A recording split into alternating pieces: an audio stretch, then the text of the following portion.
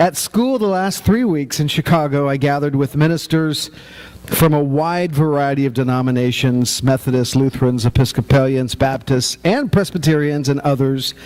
And while our view on lots of things differ, one thing we all seem to have in common: almost all the ministers there believe that there's a God, and that God matters to our lives. There's some Canadian folks who, anyway. There is a God, and God matters to our lives. And this is the most important thing in all the universe. Is there a God? What is God like? And what does God think? The one who called the worlds into existence matters more than anything else. We may not spend much time thinking about that, but it is certainly true. This question is the starting point of all faiths. Is there a God? And what is God like? Is God good? Is God angry? Is God happy? Is God sad? Does God care? Is God paying attention or busy doing other stuff? Is God one of many or the one and only? Does God know who I am? And if so, what does God think of me? And the Bible answers these questions with really the short summation, and it's called good news. Yes, there is a God. Yes, God knows you. And yes, God loves you desperately. The prophet Isaiah this morning affirms for us the love of God. But before we get into Isaiah, I want to talk about a businessman that I saw about a week and a half before I left for Chicago. A businessman in Turlock, actually. And I had to go into his store and buy something that he had. Now, I'm not going to tell you who and where and what I bought because I don't want to be that way. But I do want to tell you about the experience I had. I walked into this store, and the moment I walked in, I knew I, as a customer, was a complete intrusion on this man's life. And when I walked in and the doorbell rang, he didn't even look up at the door, but sat and talked on his phone for about 5 minutes. And just about the time I was going to walk out because I couldn't get his attention, he stood up and looked at me and rolled his eyes and shook his head like this, as if to say, "What are you doing here?"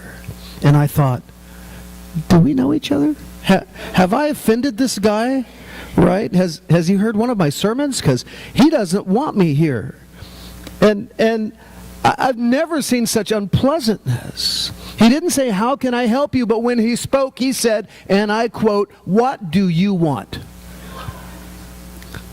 It wasn't quite a snarl, but it was not quite not a snarl.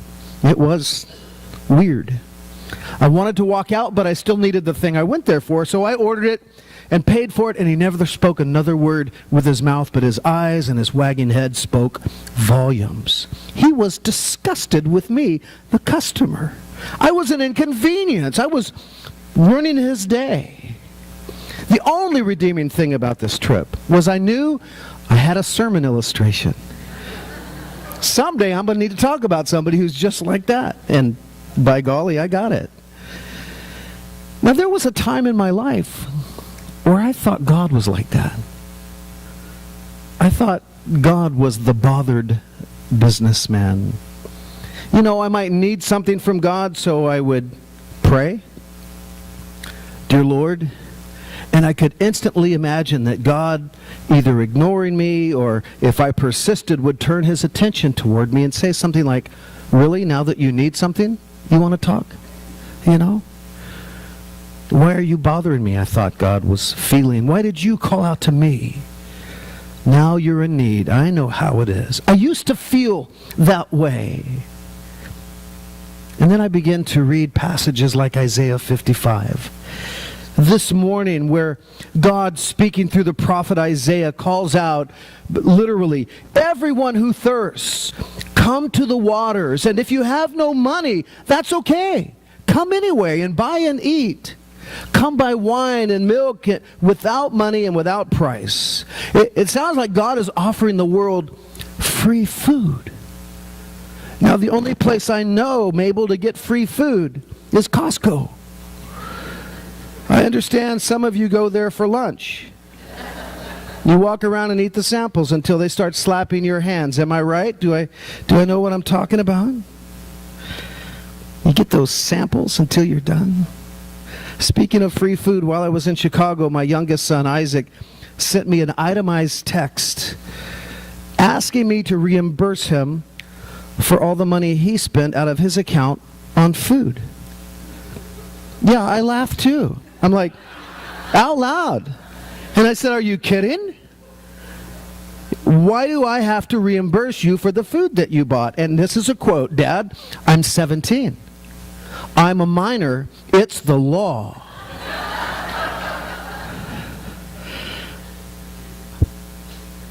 What he wasn't thinking through is that in 2 weeks he turns 18. And I never have to buy him food again. It's the law. I suppose he can go to Costco and eat for free, and listening to those really inspired workers calling out in their monotone voices, try our chicken enchiladas, healthy alternative to beef, 2 for $5. They're very excited when you come and eat their samples. But Isaiah, no monotone, droning voice in Isaiah. No, an excited voice of God saying, hello, come, whoever you are, come and eat. It doesn't matter if you have money. Everything I offer, God says, is free. No strings attached. God doesn't say, come on over here and have some samples while I check your credit score. He says, come and eat and live. This is a gospel passage, smack dab in the middle of the Old Testament. This is a good news passage in the prophet Isaiah. Come, God says, and I will give to you, because God is a giver. When you get into the poetry, the language of Isaiah 55, you realize it's not really about food and drink at all. But what God longs to give people for free is God's love, God's mercy, God's acceptance, and God's forgiveness. And then he offers a covenant of love. Incline your ear to me, the prophet says. Come to me, listen so that you may live, and I will make with you an everlasting covenant, my steadfast, sure love for David. And oh, did God love David. God is offering that same thing to the world. Isn't it remarkable then that God just says to humanity, come and let me love you. What I offer is free. No strings attached. Isaiah continues the divine invitation, says, seek the Lord while he may be found. Call upon him while he is near. Let the wicked forsake their way and the unrighteous their thoughts. Let them return to the Lord, that he may have mercy upon them, and to our God, and he will abundantly pardon. Hello, God cries out. Hello, come, receive what I have for free, and I will abundantly pardon. Sounds just like Jesus. Still, people have a tendency to think of God like a credit score. God's favor is like a credit score for us. Instead of come and get free, abundant pardon, they imagine God says to come and let me go over your numbers. Let me see if you fit between acceptable and unacceptable, if you can be approved for salvation. But this is not what Isaiah says. This is not what Christ affirms. God says, no, I already know you're bankrupt and overdrawn. So come and eat for free. Come and receive pardon at no cost. And while you're here, God says, I'll sign a contract of love for you, just like the one I signed with David. abundant pardon. Why abundant? Why not just pardon? Just enough pardon. The Hebrew word here translated as abundant in many English translations is the Hebrew word rabbah. And abundant is a nice poetic way of saying it. But the word technically means to multiply. And multiply to me is a math term, not a poetic term. And I think this is really, really important.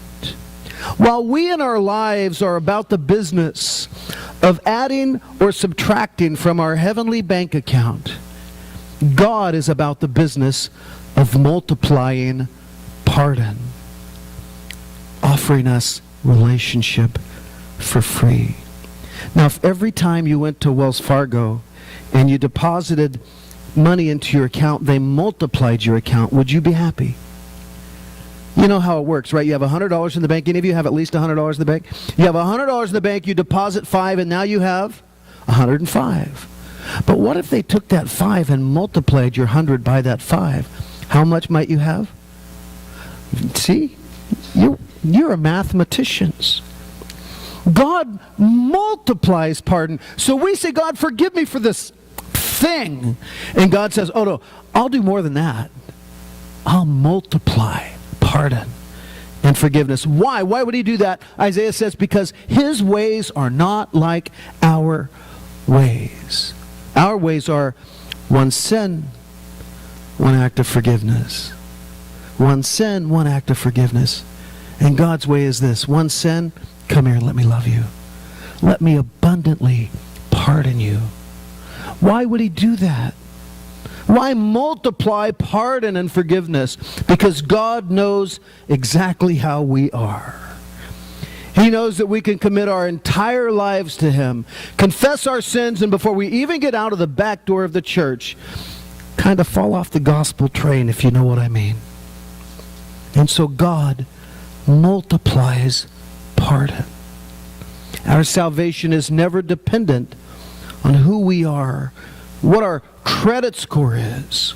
It is dependent upon God and who God is. And that is the point Isaiah is making. If his ways were like our ways, he would not multiply pardon. He would tire of granting pardon. He would say to us, you've gone too far this time. He would say, you come back to me when you really, really mean it. He would say, oh, you're past due in your heavenly account. Your forgiveness is overdrawn.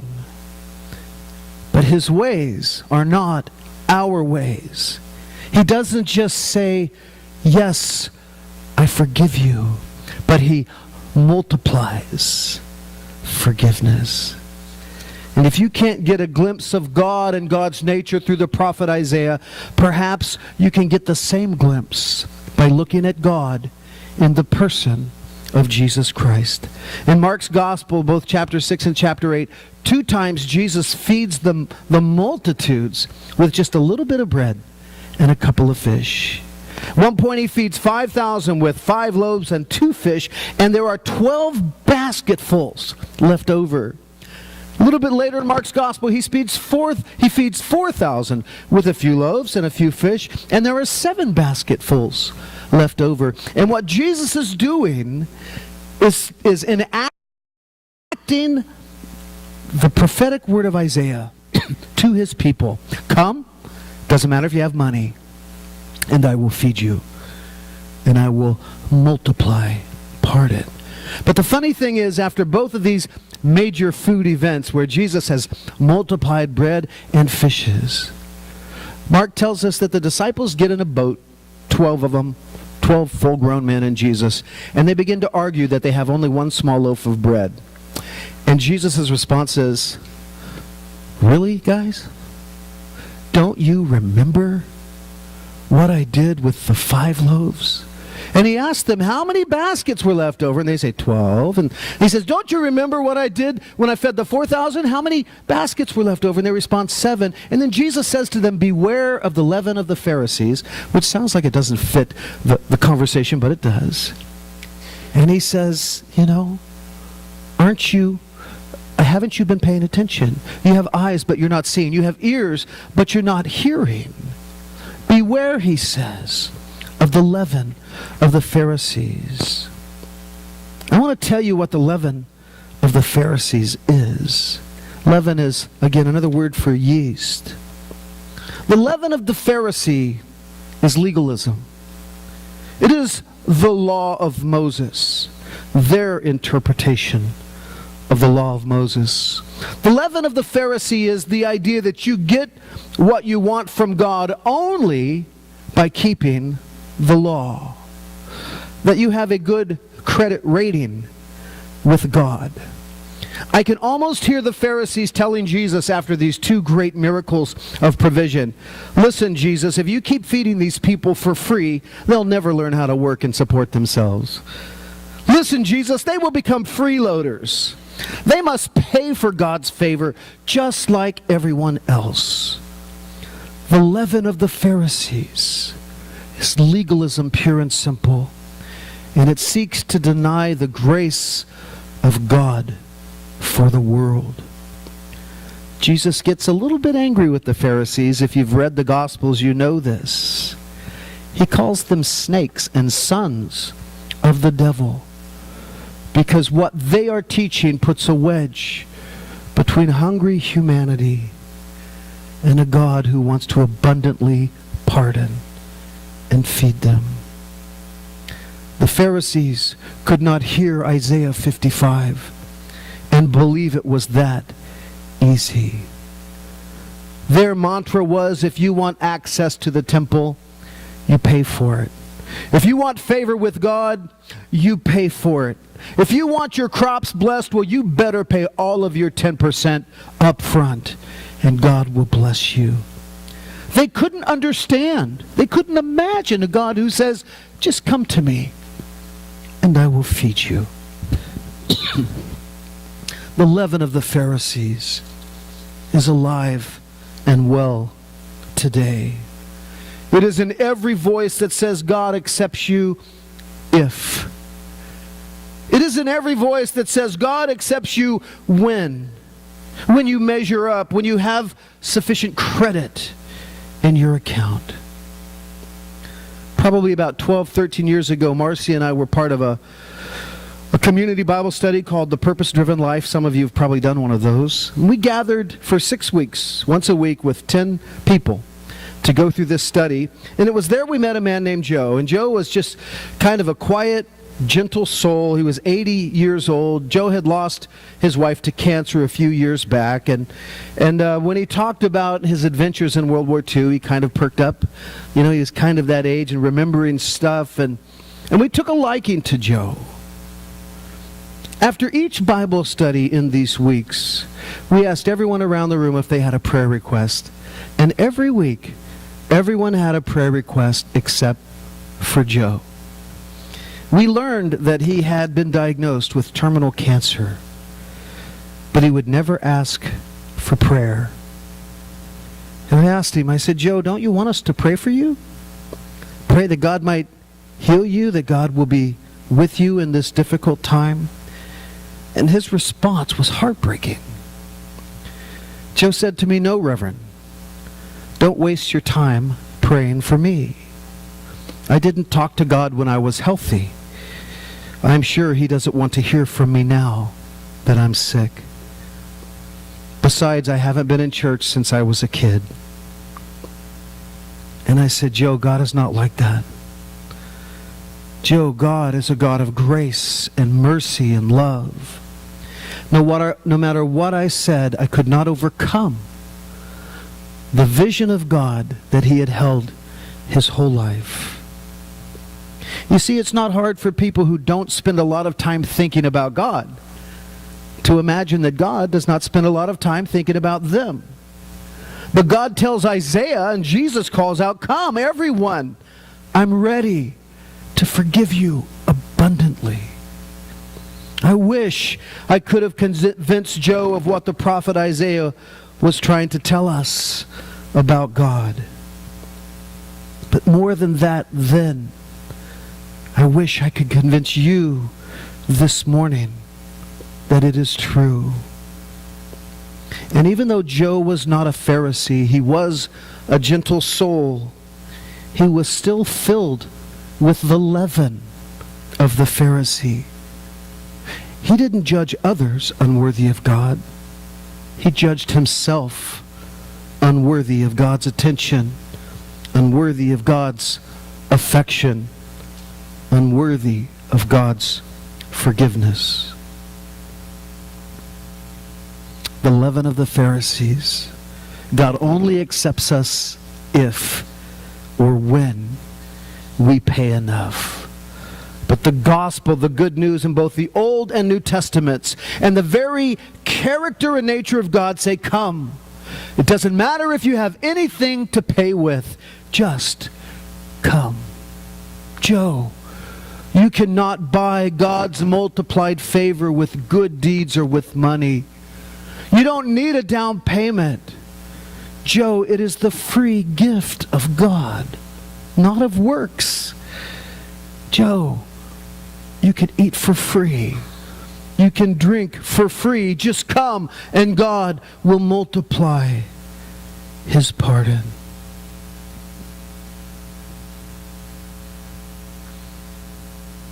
We can keep playing the add one righteous deed, subtract one sin game our whole lives. But be assured, while we are adding and subtracting good and bad deeds, God is wanting to multiply pardon and forgiveness to any who will come. So, church, hear the voice of the prophet this morning. God freely gives. God abundantly pardons. God multiplies His forgiveness. Hear the voice of Christ, who bids us all, come to the table, take and eat. This is my body given for you. Amen.